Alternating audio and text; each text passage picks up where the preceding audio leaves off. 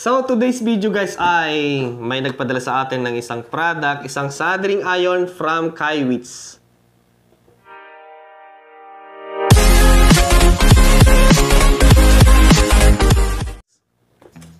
Tapos, hindi lang ito guys, hindi lang soldering iron yung pinadala, kundi kasama yung full set ng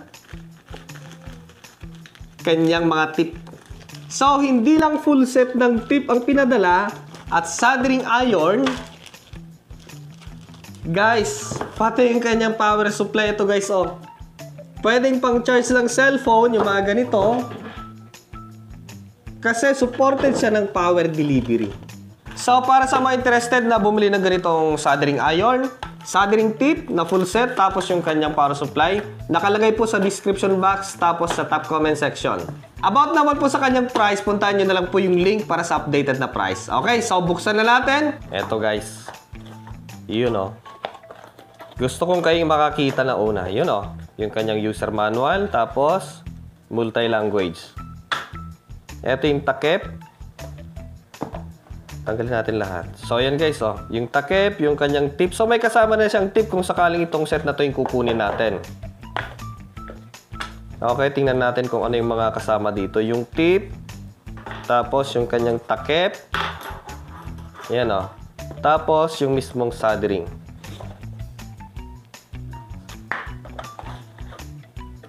Okay. Dito, meron pa siyang box. Yung kanyang stand na mayroong kasamang sponge. Tapos, oh, yung lambot, oh. Ang lambot. Guys, oh. Silicone siguro to kasi garampang siya, oh. Ilocano yung garampang parang nasayot. Yan, ang lambot. Malamang silicone to guys, kahit mapaso natin ng soldering, hindi siya masusunog. Tapos, meron siyang takip. Type C, guys. Talagang ganda, oh. Pang pro, yung soldering. Ang lambot, oh. So, hindi siya, hindi siya pasaway pag ginagamit natin. Hindi siya matigas. Okay, so kailangan kasi natin dito yung supported siya ng power delivery. So, need natin nakasama yung kanyang power supply. So, ito guys, oh. GAN. GAN power supply 65 watts. So, buksan natin. Yan, oh. Oh, grabe, oh. Dahil sa delivery dito sa amin, natagtag siya. Kasi mabigat itong power supply, guys. Itong charger. Mabigat siya kumpara sa ginagamit ko dito, guys, oh. Mas maliit pero mas mabigat pa siya. So, ang kagandahan nito, dalawa yung kanyang output. Ito. Quick charge at power delivery na type C. Mabigat siya. Tapos, US plug na siya. Yung isa dito, hindi eh. Ewan kung European to. Pero ito, maganda kasi nga ay US plug na siya. Mabigat siya, guys. Mas mabigat pa dito. Okay, tapos, tingnan natin yung mga kasama na set ng soldering tip. Okay? So, dito, meron siyang kasamang BC3. Ito guys, ewan kung separate siya. Tapos, KR pala. Tapos, K65. Tapos, B2. Then, yung paborito nating pantusok sa katabi natin, yung pinakamatulis, ILS. Ayan. Tapos, meron na siyang kasama dito na yung ganito guys, oh. Ewan kung meron dito. So, wala. So, ibig sabihin, full set. Meron dito, kailangan yung mas malaki. So, ilabas natin lahat. Para makita nyo. Ito, pang desolder. Yung malalaking linya. Tapos, ito naman, almost parehas sila dito, pero mas malaki lang konti. Okay? Tapos, yung iba, yung paborito nating pantusok sa katabi natin, panggising sa natutulog nating technician. Yung paan ng mga IC. Gipit-gipit. Then, standard yata to eh. Tapos, another flat. So, kung lahat-lahat, 6 na tip. Okay, so ang wala lang dito, kung maaari meron siyang lalagyan kasi kung minsan nawawala na may misplace. Okay? Yun o. Tibay siya. Kasi ibang mga ganito, gumagalaw yung ganito niya. Naiiwan sa loob na soldering. Pero dito, intact. Okay, so ang gagawin natin dito ay ganito siya guys. Pag ilalagay, ito. Tatanggalin natin dito. Tapos, papasak natin ganun. Yun. Tapos yung papalitan natin, huwag natin itutusok na ganun guys ha. Kasi nga, hindi niya madedetect yung kanyang soldering. Kailangan, ilock natin siya.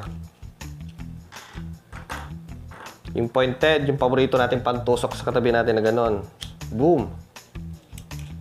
Yun. So, secured na siya, hindi siya may iwan. Kasi pag biglang naiwan siya, yung problema.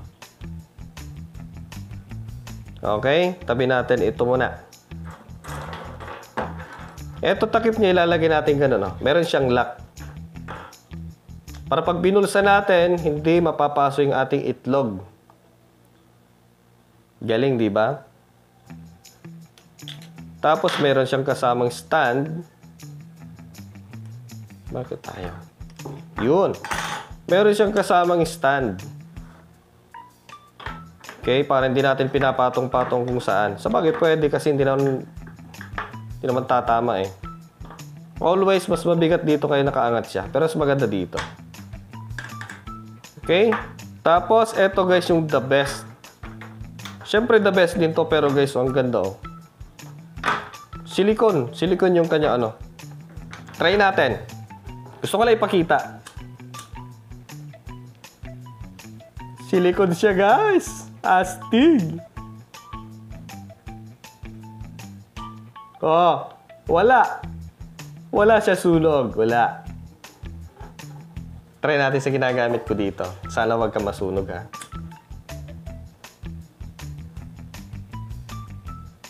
Yan o. Nangitim na. Lumambot na. Pero dito, hindi.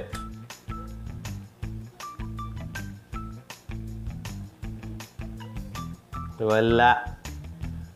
Made of silicone. Amoy silicone.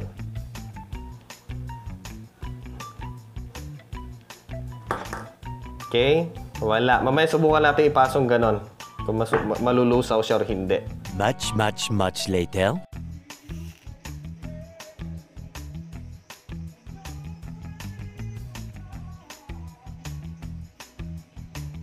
End of flashback.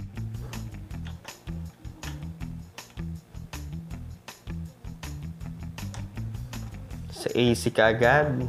Saksak natin dito. Yun.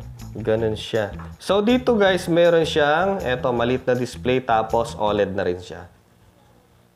Pag OLED kasi, makikita natin yung talagang precise na mga detail. Yan. Maliit na display talaga yan. Hindi siya yung LED lang na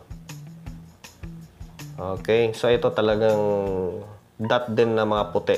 Kung minsan colored pa yung iba. Okay, so dito sinasabi niya na pindutin daw natin yung nagbi-blink na yun. Yung pipindutin daw natin dito. Eto. Bali, dalawang button lang siya, left and right.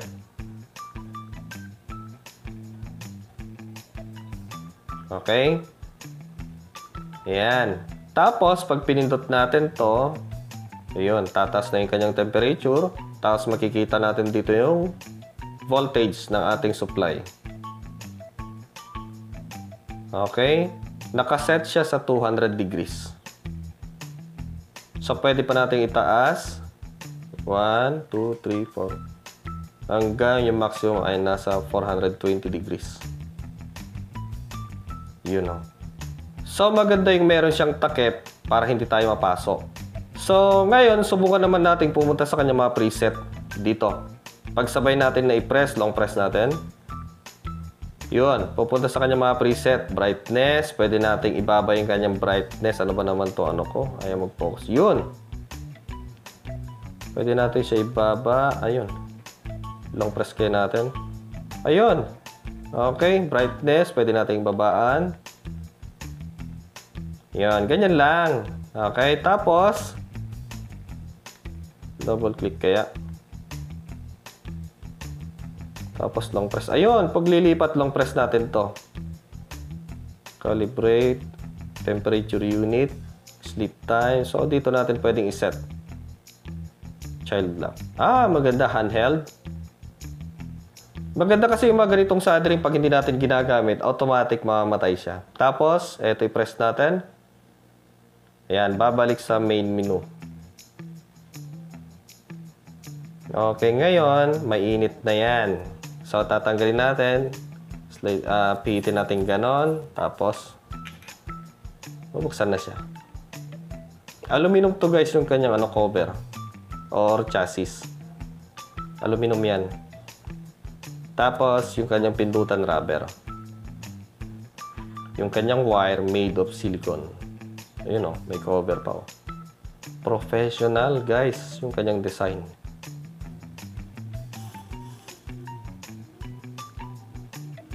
Ayun sarap.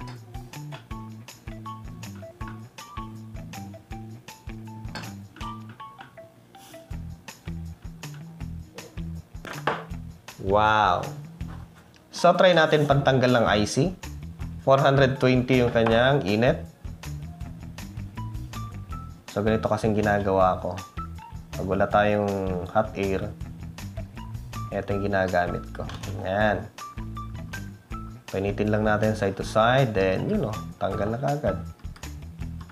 Isa pa.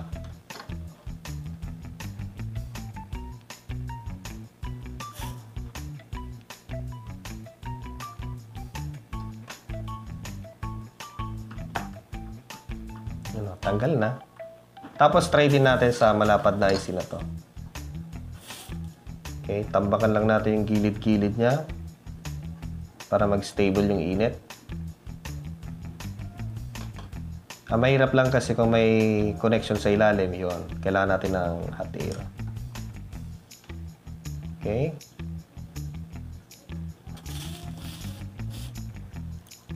So, para sa mga interested guys na bumili ng ganitong soldering iron ni Kaiwitz, ilalagay ko po sa description box tapos sa top comment section. Puntahan nyo na lang po sa updated na price. Ang ganda.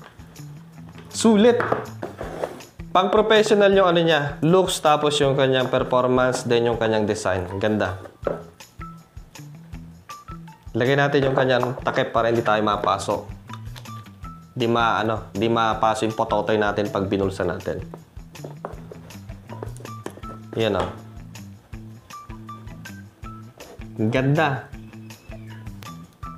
Okay, so maraming salamat sa inyong panonood sa video na to. Next time ulit, sama-sama na naman tayo sa panibagong vlog at review ni Juan Dilasag. Ayan Full set. So maraming salamat. Bye-bye!